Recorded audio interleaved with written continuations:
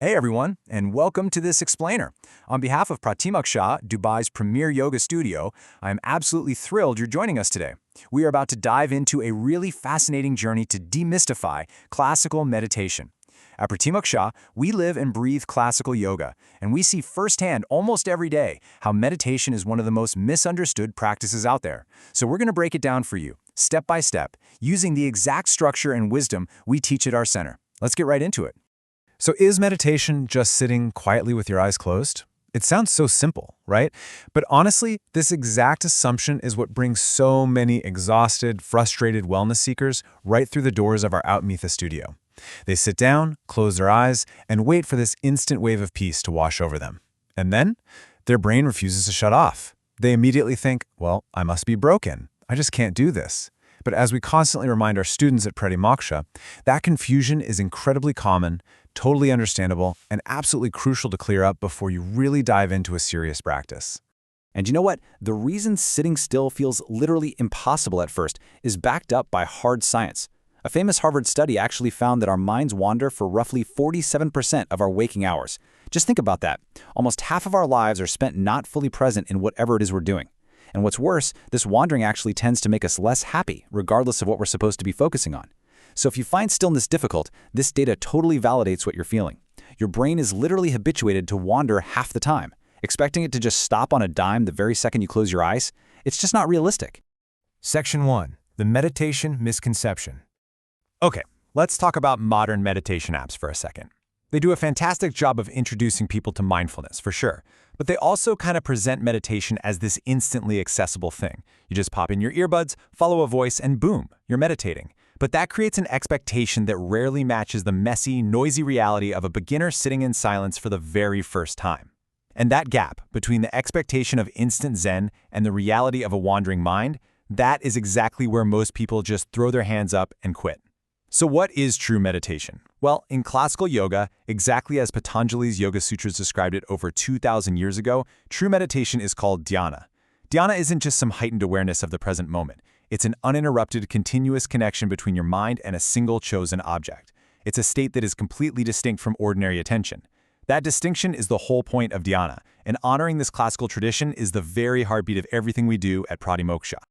So, if you've ever tried unguided meditation and walked away feeling like a total failure, I want to completely reframe that for you right now. Your frustration is not a personal failure. It is simply a missing step. You didn't fail. You just tried to jump straight into dhyana, that continuous, uninterrupted state, without building the required foundation first. It's literally like trying to run a full marathon without ever training your muscles. Moving on to Section 2. Dharana, the missing step.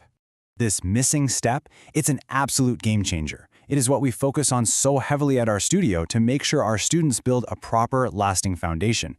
Before you can ever reach dhyana, you first have to master dharana.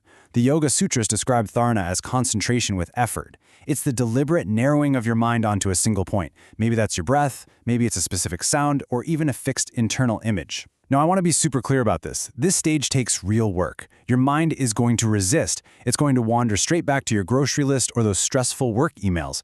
And the entire practice of dharana is simply the act of bringing your mind back over and over again without getting frustrated. So, how do they connect? It's a simple but profound shift. Dharana is the effort. It's you repeatedly, deliberately dragging your focus back.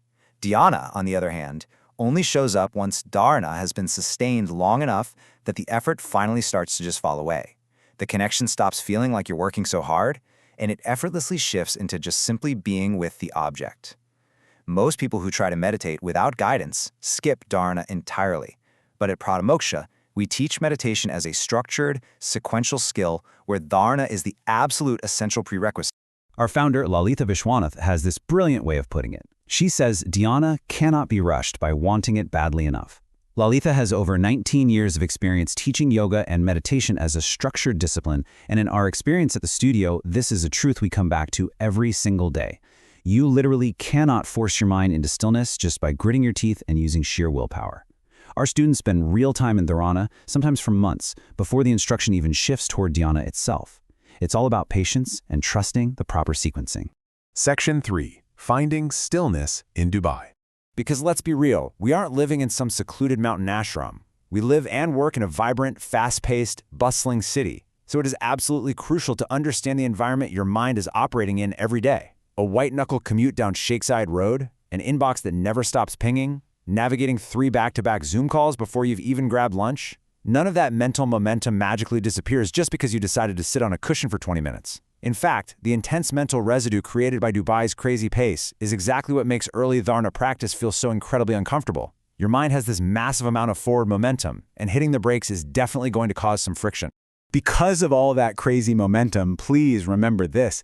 Difficulty is totally normal. It is not a sign that you are doing it wrong. This isn't a reason to run away from meditation. It's a reason to expect the early stages to be a bit tougher than the apps advertise.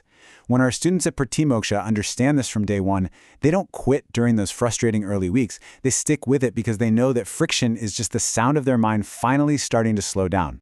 Section 4. Breath, Posture, and Stillness. At Pratimoksha, we never, ever treat meditation as some standalone trick that's disconnected from your physical body. Our holistic signature program builds the necessary foundation step by step. Because think about it, you can't sustain mental focus if your lower back is screaming at you, right? So we start with step 1, asana, refining your physical posture so your body can actually hold stillness without discomfort. Then we move to step 2, prana, where targeted breath work settles your nervous system. A frazzled nervous system has pretty much zero chance of sustaining focus. Only after that do we move to step 3, dharana, that effortful concentration, which eventually, beautifully blossoms into step 4, dhyana. It's a brilliant, highly logical sequence designed to set you up for real success. And finally, section 5, the power of sustained practice. So, what actually happens when you commit to this progression? The profound, highly realistic changes our students experience are often kind of subtle at first, but they are incredibly powerful. We like to call it softening reactivity.